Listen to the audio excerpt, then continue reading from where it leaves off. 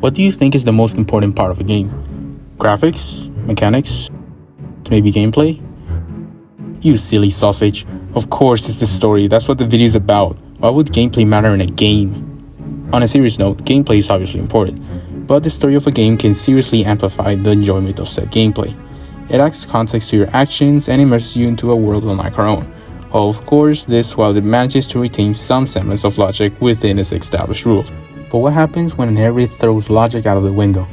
Well then, you get a series with confusing entries, retcons, rewrites, and all the shebang. The Castlevania series is one such example of a series having this kind of issue. And from an outside perspective, it's understandable why these kinds of things happen. An IP can trade hands with many different people, all with different creative visions. Or sometimes it can be blamed due to a lack of communication. But nonetheless, the issue still remains. Let's analyze each game and explore how the Castlevania timeline came to be. We begin in 1986 with Castlevania. Pretty simple title, you know? Dracula returns from his century-long slumber and vampire hunter Simon Belmont traverses his castle and destroys him. His second form actually wasn't even Dracula himself originally. The original flavor text mentions an ancestor of Simon, Christopher, who defeated the Count 100 years earlier. Remember this. Vampire Killer, a game only released in Japan with a more open-style gameplay, adopts the same plot, as does Haunted Castle, released for the arcades 2 years later, with the only change that he's there to save this typical damsel in distress number 45. Let's go back to the original timeline. Simon's quest is the same guy from the last game. He collects all of Dracula's remains to resurrect him and kill him again, to hit the reset button on a curse that's slowly killing him. Christopher. We know this guy was hinted to be the previous Belmont who defeated Dracula 100 years before Simon did, right?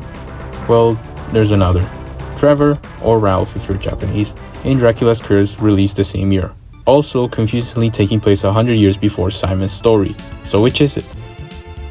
Well, originally they were supposed to be the exact same character, but obviously a little while later, Koji Igarashi came to fix this confusion by making them two separate characters, placing Christopher's story after Trevor's, but I assume that before this fix, this was just left in the air for the meantime. The third NES game also established that Dracula was a powerful sorcerer who sold his soul to an evil entity for power, becoming a vampire, and also forced his son to become a full vampire, which means he becomes normal again after defeating dear old dad. Logically, after the third game comes Castlevania 2? What? Yeah, no, this one's actually a sequel to Castlevania. No, not that one. The Castlevania 2 that's chronologically first from Castlevania 2, which released first. I'm not helping, aren't I? So this one takes 15 years later after the first Game Boy game. Christopher defeats Dracula while saving his kidnapped son. The end. Then came Super Castlevania 4, a follow-up to Dracula's Curse, which is also Castlevania 1. Okay, never mind. This one's a reimagining, so you can go into that pile over there. Starting off on 1993, we get another one for the pile, this time on the sharp 68,000. But this year also gave us Rondo of Blood for the PC Engine, though exclusively only available in Japan.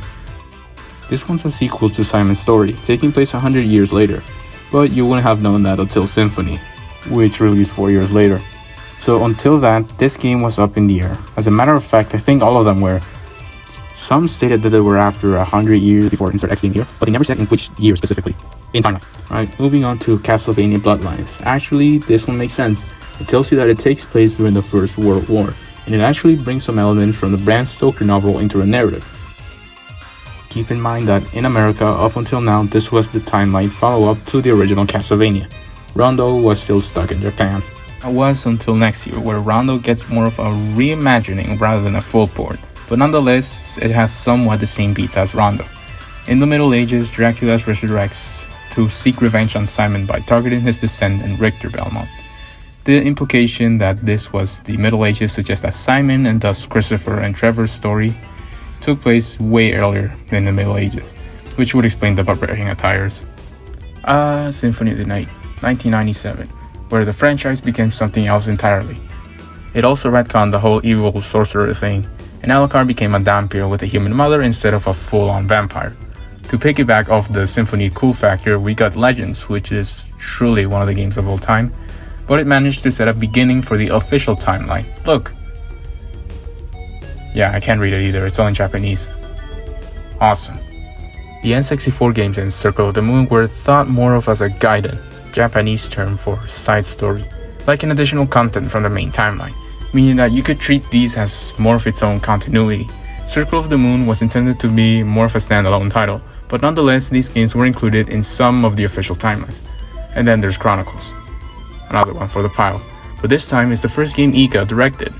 Then Harmonies was placed neatly between the OG and Rondo, and then Sonia gets booted off the timeline entirely, along with the other key set games. It's around now where Iga established his official timeline, this time with Lament of Innocence as the official start of the story he was creating. And I mean, with a little tweaking to the story, Legends could have worked as a side story in the 400 years between Lament and Castlevania 3. Hashtag justice for Sonia. At least because of the established timeline, everything falls into a little more order. And Iga actually worked some of the original games into his timeline, rather than just discarding those games' story and starting from scratch. And then there's Portrait of Ruin, which resurrects the previous games which were booted off the timeline, just for Ecclesia to boot them right back out in the next year.